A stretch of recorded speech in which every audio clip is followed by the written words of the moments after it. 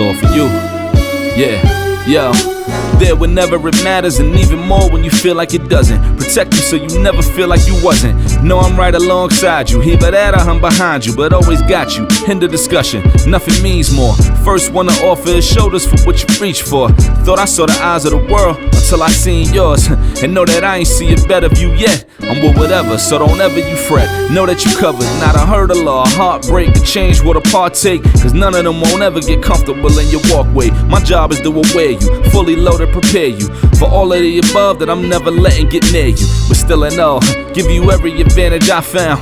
Couldn't find a better fit for them, along with my crown. And since the baton was passed, I've been down. Cause failing's not an option, and dad is not a noun, not at all.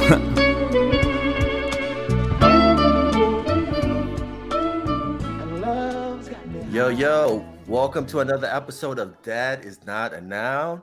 My name is Ishmael. I hope everyone's having a great day, great weekend, whatever you're doing. Hope it's lovely. Quick shout out to the Real Dads Network. I'm representing their shirts because it's fresh and it's dope and I love it. And then also what they're doing is right now it's the Real Dads Week 2021, celebrating dads all over the world. Just an amazing week, man. Just the award show, from the spoken words to the art exhibit. Just right now, they're on a hike right now, which is pretty fire. So I want to give a quick shout out to the Real Dads Network. So if you missed any of the past events that happened this week, in the description below, it's going to give you the link where you can go to watch all the great events they had at the Real Dads Network. And also, I'm a strong believer that, we stand on the shoulder of giants, especially when the fatherhood movement. And right now I'm thinking about social media, right? And I know right now the big thing is dad gang and everything like that, which is important. But also going back to 2008, it's this brother that I have on who created this father group. And it was an awesome group where it created a safe place for Black fathers to come to, just to share photos, just to be vulnerable. And I'm lucky to have this brother on. This is Matt Prestbury. He created the father group Black Father Group in 2008. And in 2018, he created the Black Father Foundation with his lovely wife. And I'm glad to have him on. Matt Prestbury, how you doing, brother? Thank you, brother. I'm doing well.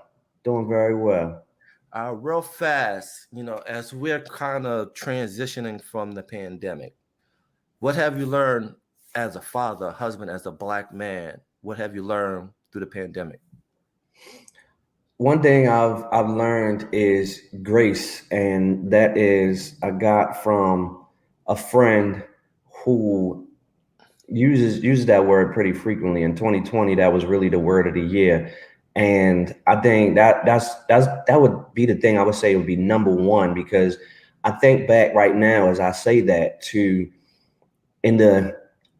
the beginning of the pandemic, and even not too long ago, I'm sure there's still people probably to this day who are still saying that there's certain things that if you didn't do these things then during this time, then you're a failure. If you didn't start 5 businesses and learn 3 different languages and all of that sort of stuff. So early on, I learned that you have to give yourself grace, and you can't push yourself because other people are saying that these are things that you should have accomplished or you should be accomplishing, or that, you're a failure because you're not doing these certain things. Scrap all of that, give yourself grace, be compassionate toward your own self and what you're able to do, and then extend that to others, because so many of us have dealt and are still dealing with so much due to this whole pandemic and everything involved in it, whether it's losing a loved one, being sick yourself, being out of work, stress, our kids stressing out from being home and not being able to go to school and see their friends. It's just way too much going on for us to be still being hard on ourselves and on each other, and having somewhat unrealistic expectations of what we should have accomplished. Do what feels good for you, what's best for you, and that everything else pretty much will take care of itself. And that's the one thing I've learned. And another thing is really that's been helpful is communication. And I say that specifically between myself and my wife. between us as parents and our children. And now in the work that we're doing with the foundation, that communication piece, we brought on 3 members who, once we get our nonprofit status, will be on our board. So for me as a person who's always been one, thank you, who's always been one who just wanted to run and go. Every time I get an idea, I just want to jump out the window and go try to tackle everything. But now I find myself in a case where I have to sit down, I have to talk to people, we have to have meetings, we have to discuss this, we have to agree on how we're going to operate. And that's still pretty new to me, but I like it because it challenges me and in a different way, and it makes me know that not everything I think is right, not everything I think makes sense, and there are a lot of things that make more sense than what I'm thinking, and I have to yield sometimes to other people and what they believe, and that is a challenging thing for someone who generally operates the way that I do. But I appreciate it because it's growth, it's helping me evolve, and I know that ultimately it's going to lead us to success as an organization. And then through the pandemic, what have you learned about your kids and your wife that you didn't know? So one thing I know that I learned about my daughter is that she holds some things inside, and I've always known that she wasn't very expressive, but I didn't know how much she was holding on to. I thought she was always just like cool, calm, and collective, and nothing bothered her. But especially recently, we moved to Atlanta about 2 months ago now, and it's been somewhat of a struggle. And we moved down here from Baltimore. We moved from one apartment to another, so it's been a lot going on, right? And that's on top of everything that the kids have already been dealing with when they were back home and everything. So to have the conversation with her and to get a sense of how she feels about everything that's going on, it let me know that we really need to do a better job in terms of just talking to her, having those conversations and seeing how she feels, and not thinking that everything is okay just because she doesn't open up. I learned, as far as my youngest son, I have 3 sons, 2 are grown, and my youngest is 16-year-old. So I've learned more about his drive and his entrepreneurial spirit. He got a pressure washer in yesterday that he put together, and he's starting a pressure washing business. 16 years old. I was like, man, when I was 16, all I wanted to do was I was working at McDonald's and I was spending my paycheck up on clothes every time I got it. But this dude is out here starting a business where he has to go around, solicit customers, and get, perform a service and all of that. So his drive is crazy. He built a PC during the pandemic from scratch. He flipped parts. He got parts from people, resold them, and did everything he needed to do to get his computer exactly the way he wanted it. So to see all of that was something special. I don't know that I learned anything new about my wife. I'm not sure. That's like I had to Like, think about that one. but what I missed when you guys used to be on Facebook and IG, you used to guys have the IG live, man. That was pretty dope. Thank you. Now thank you. That reminds me. I did learn something about my wife. I learned how much fun it is to host a show with her. Thank you. And I think she learned a lot about herself too, because she's always said, I'm not the talker. You go do the interviews, you do this and do that. But she with doing that show, like she's definitely gotten some practice and she's much more comfortable now. So I'm glad you brought that up, and I really appreciate that because I miss us doing that. We have to get back to doing that because that Yeah, I was seriously truly do. a lot of fun. One of my favorite conversations you guys had was when you talked about mental health.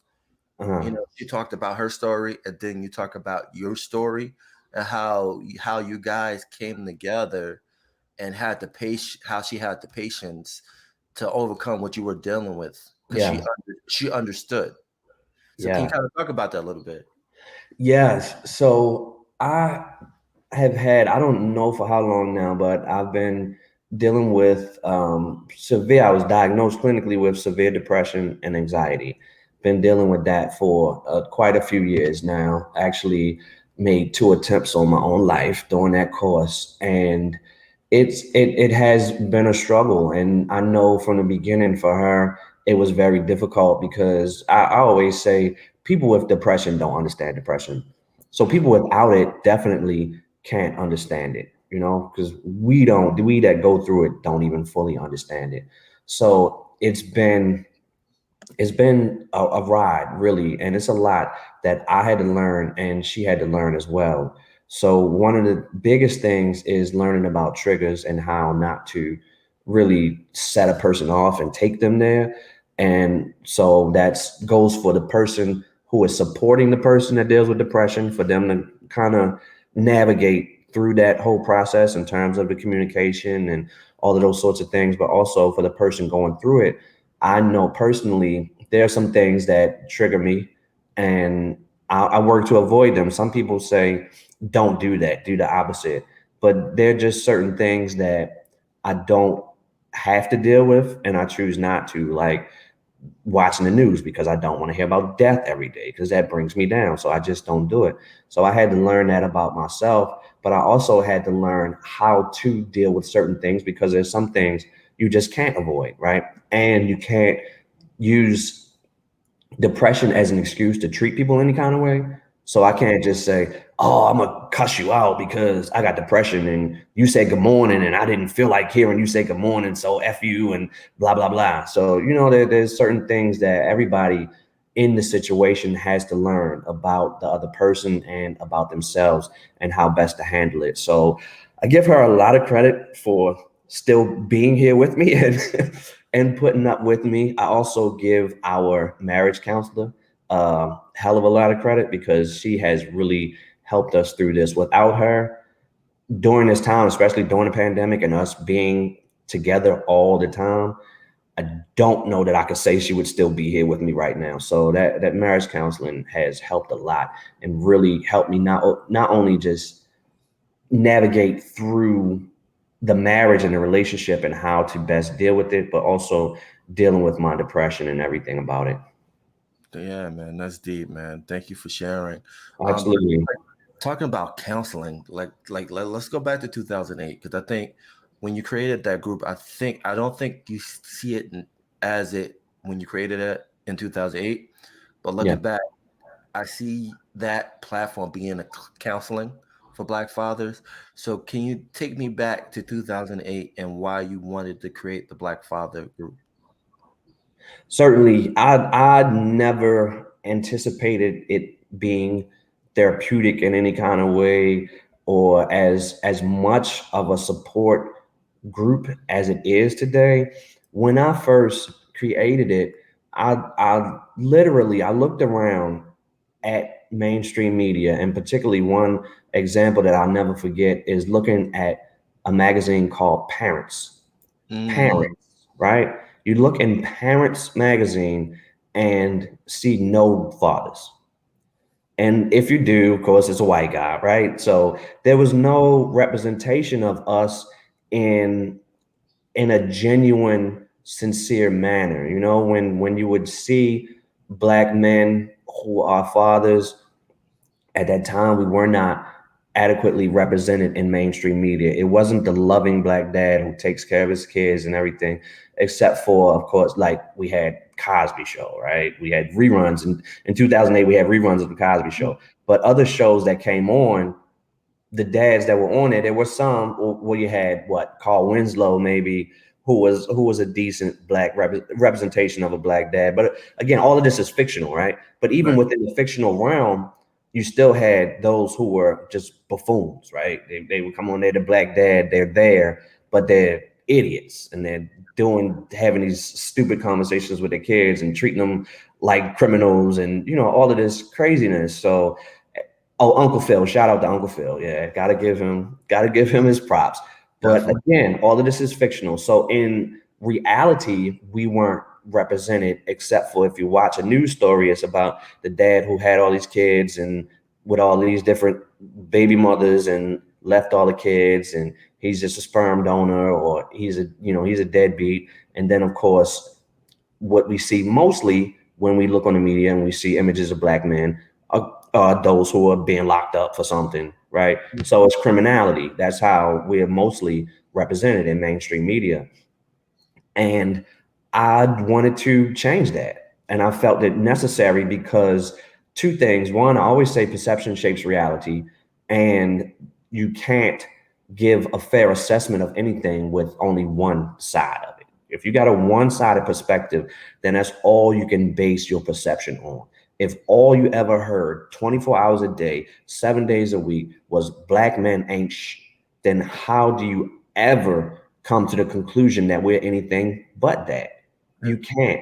So when you have that opportunity, which I did, my thought was that I'm going to create this space for black men who have children, regardless of the situation, even if they're not taking care of them the way they should be, they still can come into this space, right? And if they are doing what they need to be doing, then they should be represented, and they should take pictures of themselves, take videos. That was the first thing I ever told people. Show pictures of you with your children, doing something with your children, videos, or writing an anecdotal that says, oh, we went to the park today, we had fun, yada, yada.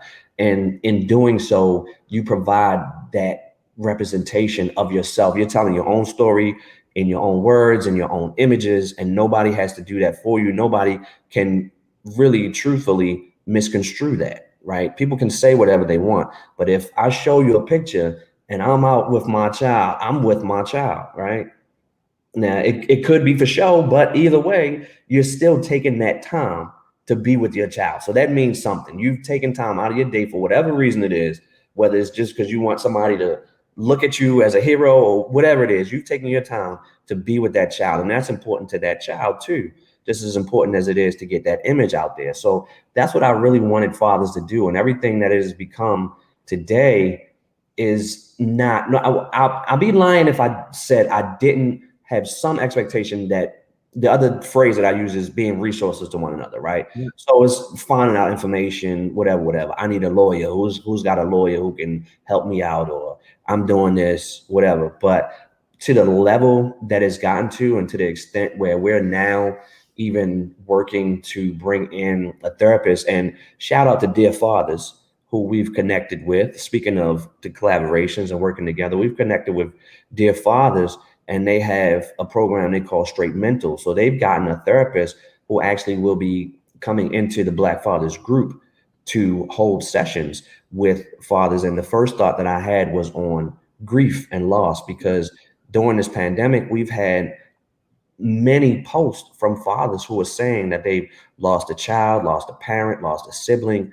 So all of that, we're dealing with all of that every day. And I wanted to try to assist in whatever way I could. So the first thought was to connect and bring in someone who can facilitate this session where fathers can talk about their grief and loss in a group setting, so that we can be with one another and support one another continuously in that manner. So it's not a one-on-one session, but it's a group session, so we can Right. all talk about what we're going through and help each other out.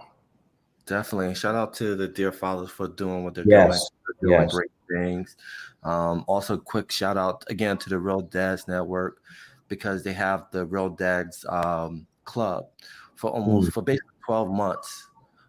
They've been getting brothers together and doing therapy, doing financial, Mhm. doing how to teach fathers how to be healthy, from also having guest speakers come on just to talk on important issues that affect Black fathers. So again, shout out to Dear Fathers, and as well as the Real Dad Network, for the great work they're doing. Because again, it's important to highlight Black fathers, but also I think the second part, what are the resources are you offering Right.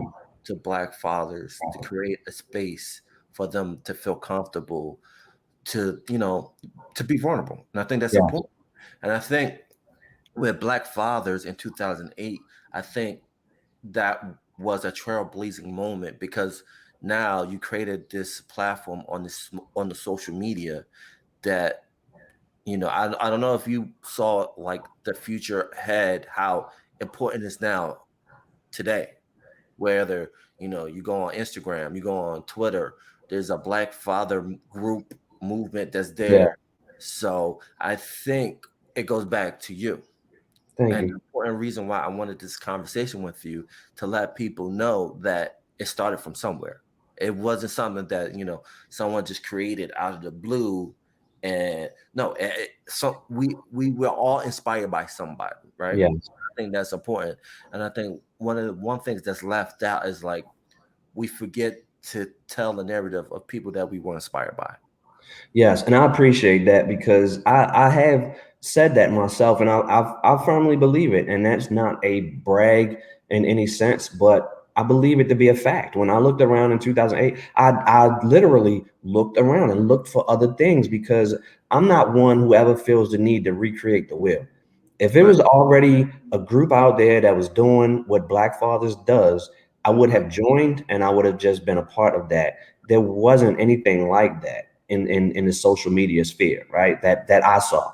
Right. Other people could say whatever they saw at the time, that's fine.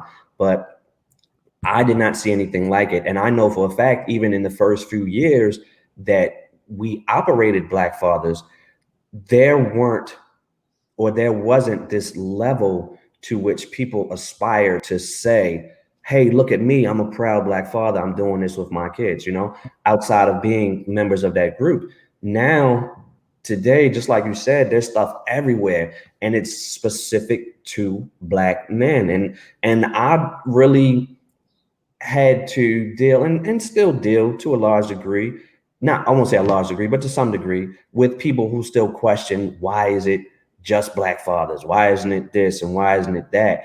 But I know that in this day and age, there's so many other groups and operations that are solely dedicated. Even Dear Fathers, I didn't know was just about Black fathers. I Right. thought that was more of a general thing about just fathers in general, but Right. they are dedicated specifically to Black fathers. And that has changed so much over the years since I started Black Fathers. And I'm not in this for individual attention or credit or anything like that, but I do believe that you're accurate in that assessment. I think that is really what set it off. The work that we did through the group is really what inspired other people to start focusing on Black fathers and Black fathers themselves to start standing up and say, here I am and I love my kids and I want the world to know it. Because unfortunately, what happens is it's like with history, we kind of rewrite history often. Yeah. Sometimes when we rewrite history, we forget the important people that plays a role.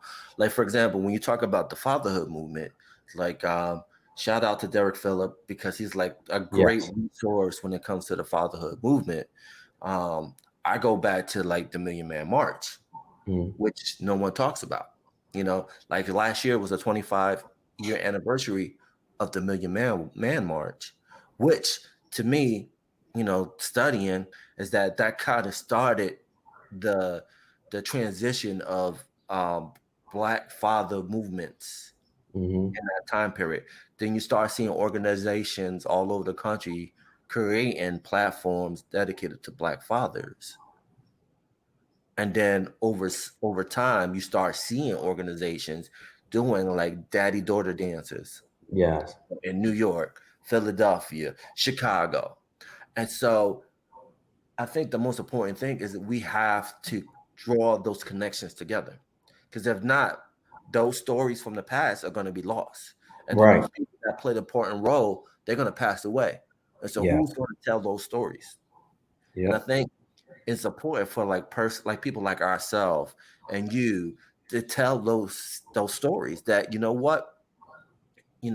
even though there wasn't a space for Black fathers, I was inspired by organizations even though they were on Facebook, but I knew they existed. So I Hmm. wanted to take what they learned and what they're doing and put it to social media. Yes. That was Yeah. the next wave of highlighting Black fathers was through social media. Yes, and you're absolutely right. And I don't want anybody to get it misconstrued and have any thoughts that I feel like I just created all of this stuff. Like, I just got on Facebook and I was the first person who ever did anything dedicated to Black fathers or anything like that. I know that's absolutely not true. Shout out to David Miller, shout out to Lamar Shields, shout out to Baba Ademola in Baltimore, who has been at this for a very long time. There are definitely predecessors who came before me for sure and had the focus. What I speak to and what you said specifically is really in the social media sphere and really blowing it up to a point whereas we're going from people who had primarily not to diminish any accomplishments, but to a large extent, local movements and things going on. And there were some things across the country, but there wasn't as much publicity, and there certainly wasn't like Good Morning America and things like that, you know. So and I don't say that again, not specifically about me, not specifically about Black fathers. When I talk about this, I talk about what we help to facilitate, right? And what we have today, which is things all over the place and all kinds of people. I just saw, Dads United in Baltimore. Shout out to Dads United organization in Baltimore, who recently had a piece on Good Morning America, right? So this is not about me just achieving something. This is about all of us having that spotlight and about the attention that is garnered now in a positive way. Whereas you still have people in the group who are like, no, I don't want to part any part of media, and I don't want to be interviewed because they always do this and they always do that. But I can show them so many examples to say that when people come to us, they are looking for positive examples of Black men that they want to spotlight. And this is not a hit job. This is not anything like that. They are really interested in sharing our stories, right? So that's what it is about today. When they had the thing about the hair love came out, someone came to us and they said, we want to do a piece that goes along with that. And I went into the group and I pitched it to the group and I asked who wanted to be involved. And we had members involved. So that again, that goes to show I'm not on the ego thing. When I get stuff sent to me, I'm looking at other members of the group and trying to find ways where they can shine, they can be spotlighted, and they can continue to tell their stories, because it's about all of us. If this was only about me, I wouldn't be sitting here with you right now, right? I'm here because of what has spread and what has become, and I'm not on any other media platform. I wouldn't be with 1,000 members, right? This is about the fact that we have grown to now over 88,000 Black men who are in this group, right? And so much else has come out of that. People have formed their own groups. People have created so much out of this, right? Yeah, and that's facts. And that's the one thing too, is like, going back to the Real Dads Network, it's like it's amazing that Kenny Broswell Fathers Inc. was a part of Real Dad Network. Mm-hmm. And now coming up now, they're gonna celebrate him on the Oprah show. Not Oprah show, but they're doing a celebration for Black. Yeah, I know what you're talking about. Yes. And they're gonna celebrate him for what the work he's doing with Right. Fatherhood Inc. But he's from the Real Dads Network tree. And I Mm-hmm. think that's the important thing, is to understand the importance of networking. Right. And resources. Like you were saying, that Hair Love reach out to you, like, hey, do you have any fathers? All right, I got this group. I got this group going on. Let me reach out to them. Mm-hmm. Yeah. And that's the most powerful thing right there. Is that network. Yeah, it really is. And it makes me, with you saying that about the tree, I think about sports and coaching, like how, you can be an assistant or a head coach will have so many assistants that then go off and they become head coaches of other teams. And they always talk about like the Andy Reid coaching tree or the whoever, Bill Parcells or whomever. And they are still connected to that person. They learned from that person. They give them the credit, but they have to go out and spread their own wings. Yeah. So that's really what it's about. And that's why we are, as the foundation, in existence, because we want to be able to be a funding organization. Primarily, it's about finances, because this work takes money, period. It takes money, right? To do it effectively and on a level that you really want to do it, to help fathers out, it takes money. So we want to be a funder, and we want to support in other ways that we can to help other people who want to start. I had seen something the other day from a brother who said he got custody of his child and he wanted to help other fathers be able to do the same. I got a good friend in Baltimore who runs Winning Strategies, who teaches fathers how to get custody of their children. So that's what it's really all about. There's so many people who want to do their own thing. And there can never be too much. There's so many of us out here who are in need, right? So many that it doesn't make any sense for anybody to sit and try to hold everything to themselves, Yeah. because Real Dads Network can't even do everything for everybody in New York, and that's not taking a swipe at them or anything. It's just a fact, right? They're local organizations that they can't cover all of the needs. We just can't. No. So we have to be able to work together to support each other in order to cover this. And people who want to start things, they need to be able to have the funding to start them. I'm not gonna lie, to this day, I'm still reaching out, and getting ready to ask. We gotta raise $2,500 real quick. So I gotta ask people to send money to that. And we're working to be able to fund other people, because I still understand, as long as I've been doing this, I still understand the need, and I still understand how difficult it can be in certain situations. No matter what I've accomplished, I still have to grind to be able to get that funding. So I know if I'm doing this, and I've been on Steve Harvey, I met Zuckerberg, I've done this and I've done that, and I'm still out here trying to get $2,500 scraped up. Imagine the young man who's like, this ain't right. I need to, help fathers in my neighborhood, or I need to do this. How is he getting that funding? So we want to be there, and we want to stand as an organization that can bring in funding to then, help dish it out to others who are trying to make things happen in their own way, in their own cities, in their own states, and that whole sort of thing. So Yeah. But also, my question too is, how do we break that wall of branding? Because I think kind of been behind the scenes of how everything worked, and everyone's tied to their brand, which mm-hmm. kind of hinders for organizations to come together. Which, on some points, I do understand. Like, if it doesn't work with what I'm doing, then I don't want to be with it. In which Right. truly understand.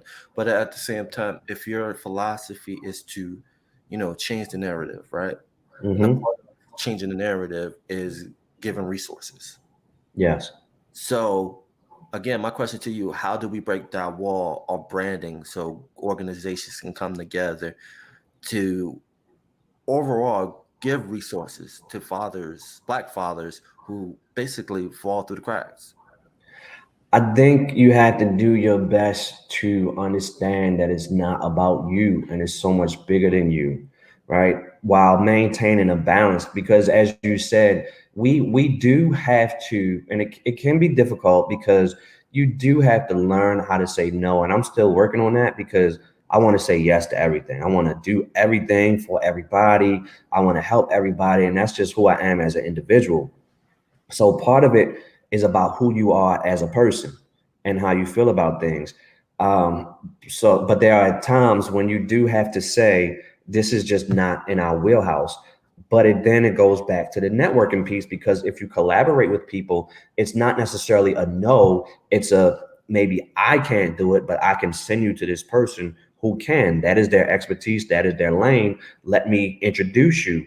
But so all of it really works to go back to the individual. I know people like I have a good friend, shout out to Tucky Blunt, owner of Blunts and More in Oakland, who he prides himself as a connector of the dots. Like he introduced me to Dear Fathers folks, right? He got me on there. He got me linked up with them. He's got me linked up with some people here in Atlanta. So it for the most part, it goes back to whoever is running the show as an individual. It's what is your goal here? Is it to benefit yourself? Is it to profit? Is it to look incredible on Instagram? Or is it to really help people out? Because if your goal is really to help people, and to help Black men specifically, and to help us all progress as a people, then you have to be selfless, and you have to put the brand stuff behind. And I'm not saying put it all the way in the background. It can be important, yes, but it can't be the number one priority. It's not about appearance, it's about substance. Just as I talked about with the gala, the gala was fantastic. It was beautiful. It brought us a lot of attention. But then we also have to do works of substance that are truly benefiting fathers. So it has to be both things. Some people just want the flash, and some people are scared that working with other people is going to take something away from them. I love. I'm not saying I ever want to die broke. but I love George Washington Carver because he was such a selfless person, right? And I think about that sometimes, and I think about like if I never profit off of this, if I never do the things, there are a lot of ideas I have in my head, but I'm not out here to profit off of this. So if I died dead broke, I would understand. I would still be happy with myself. There may be some regrets I had, but I would still be happy with what I have accomplished. So that's what it has to be about. It can't be about the self. It's got to be so much bigger than that. And thank you for bringing that up. Before we end this dope conversation, to a regular person that's on Facebook, Instagram, Twitter, explain the difference between the media and then the difference between that organization that actually do the work. Because I think what happens often is that people get it misconstrued when they see Mm. certain things. They think certain groups are doing stuff in the community, and Right. they play two different roles, significant roles, but they Hmm. play different roles. So, to people that don't know the history of what you do and what you do with the foundation, can you again explain the difference between the media and then the actual work that that organization do on the ground?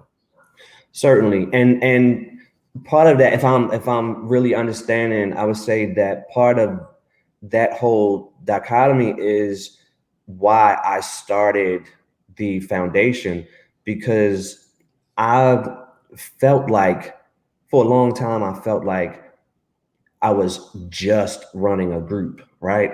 And I never saw, for the longest time, I never saw how impactful it was to people. And I felt like I wasn't doing the work. I felt like I had this thing, I was getting a lot of attention for this thing, but I didn't feel like it was enough. So I wanted to start the foundation because I wanted something that I felt like I could touch. I wanted like brick and mortar, and I wanted men coming in to so I could feel like I was actually doing something that was of value. What I didn't understand is how much the group was also of value and how much that was helping people. So there are different ways that it can be done, and nothing has to look the same. But the point is that you have to be making an impact on people's lives in some way, shape, or form. If you're just about flash and you're just about getting media attention, that doesn't mean anything unless you have something to offer these men. So what we had with our media attention, and like I said, what I didn't really realize that we had was this space in Black fathers where they could come and feel safe and secure to talk about their issues and to get advice. So that was the work in and of itself, even though I didn't fully realize it. So we've taken that. We're going to continue to do that as long as Facebook exists. And if we have to find other means to do it, we'll do that. We'll continue to have this virtual space online where fathers can do that. And in addition to that, we will run the foundation where we'll be able to assist these organizations. So getting the media attention was nice and all of that. But the thing about it is it just wasn't about just being out there. It Right. was about exposing the group to people who didn't know about it so that they could then come and take advantage of this resource. So that again, the most important thing is just having something in place that actually helps men out, and it's not just something where people are just talking and what kind of car you bought this weekend, what how many women you got, and we as men we can talk about that stuff all the time, but what I always said is that we didn't, and this is another thing that has really changed, is just the fact that we now openly talk about being fathers. Like we could talk about women all day, we could talk about sports, we could talk about this and that, but how often in the past did we really just talk about, man, my kid did this, I can't believe it, or my kid got straight A's, and and all of this and that. So that is a real change that's taken place, and I think that's really affecting people's lives in a real positive way. So if you're doing anything that facilitates that, then do that first and then push to get the word out so that you can get media attention around it. But don't go out there just seeking media attention just to shine a spotlight if you're not actually doing something that is beneficial to Black men or men in general, whatever your lane is, you know. Definitely, man. And again, I appreciate your time. I Like, think your vision, because you are definitely a trailblazer, because you definitely paved the way to where Black Father has become viral.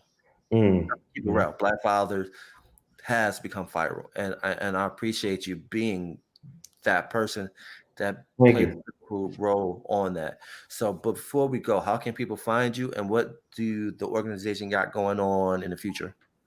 So the first thing, if you are a Black man, whether you have children or not, if you identify as Black, you can join the Facebook group Black Fathers. You'll know it. It's the largest one. There are other ones by the name, but we're the only one with 88,000 plus members on 6 continents in the world. So there's that. We have the Black Fathers Foundation page. We have the website, which we need to work on, so I won't push on that. But Yeah. we also have our Instagram, the Black Fathers Foundation, and our Twitter, Black Fathers FDN. So check those out. We have a YouTube, Black Fathers TV, as well. And what we are primarily focused on right now, we produce a show that comes out at minimum once a month, every second Monday of the month at 7 p.m. Eastern, called Foundation Conversations. And we have one coming up this Monday. Actually, it's called For My Brothers with Daughters. So what we do every month, we pick a different topic or theme, and we have different guests that come on, all Black men. Except for this week, we actually have an addition, Dr. Sharice, I pray I'm pronouncing that right, Chambers, who touts herself as the period doctor. So the idea of this particular show is we have 4 veteran girl dads, right, who have raised successfully, we could say, raised daughters and gone through the experience of them going through the hormonal changes and puberty and all of that sort of stuff. So we're having the period doctor come on to give the medical perspective, right? And to help fathers know what to expect, even to help the young ladies who have not gone through it yet know what to expect, so we don't freak out like, oh my God, I can't believe my daughter, it happened. What do I do, guys? It's so crazy, you know? So we want them to be more prepared than I was, because I certainly freaked out myself. But and then in addition to having her give her conversation from the medical perspective, we have the 4 dads who are giving their side as dads and telling their stories about what they went through with their daughters and all of that sort of stuff. So we've had many different topics so far. We've actually been doing this for a year now. We just had our anniversary on June 8th, our first episode. Thank you. Our first episode was June 8th of 2020, right in the heart of the pandemic. Wow. So 1 year we've been running this steadily, which I'm very proud of, because I'm a commitment phobe. So I probably tried to quit on this show like 5 times already, but no, no. But it's been great, because again, that goes along with telling our stories in our own way and not having anybody else do it for us. And I personally, I have not seen anything of this vein where we have a panel every month of different Black men who talk about one subject and share their stories. I know a lot of people now have one-on-one interviews, and that's fantastic. I like I said, the more the merrier. Everything we do, I think there's so many stories out there. There's so many men that need help out there. We can never do too much. But I don't know that there's something like this specifically for Black men that exists month in and month out, with this panel conversation and this idea that we push. And we talk about a lot of different things. Mental health, we've talked about cannabis, we've talked about our first show was Digital Dad. So we talked to men who had different platforms online. We had someone who runs a blog. We had someone who helps me run Black Fathers. So all different topics that we're discussing. And we're talking about that whole balance between being involved in whatever the topic is and being a father, being whether it's with your career, so that whole work-life balance thing, all of those sorts of things. I think it's really important to get an understanding of how we can succeed in both ways, in the home and outside of the home, and not sacrifice. So even if you're working at home, whatever your passion is, whatever your work is that's not related to your family, how do you mesh the two and not sacrifice one for the other? And that's dope, man. And then Thank just you. people know who's watching that those description for the event that's coming up Monday will be in the description below. King, thank you. I appreciate you for Thank jumping you, on. brother. Thank you, especially coming on a beautiful day like this. I don't know if the Baltimore Orioles are playing today. Hopefully they lose. I'm not. I'm not even sure, but you know, I'm down here in Atlanta. I'm actually keeping up with the Braves a little more, but I always got to represent hometown. This is always number one in my heart. You So, switch you know, aside? You switch huh? aside? You No, switch- I'm not switching sides. Don't get me wrong. I said this is always number one, but you know, it's easier to keep up with them just because I'm down here. But no, never. Orioles always number one, hometown, baby. Always got to represent. All right. All right, player. I appreciate you. Thank you very much. And we're out. Likewise. Peace.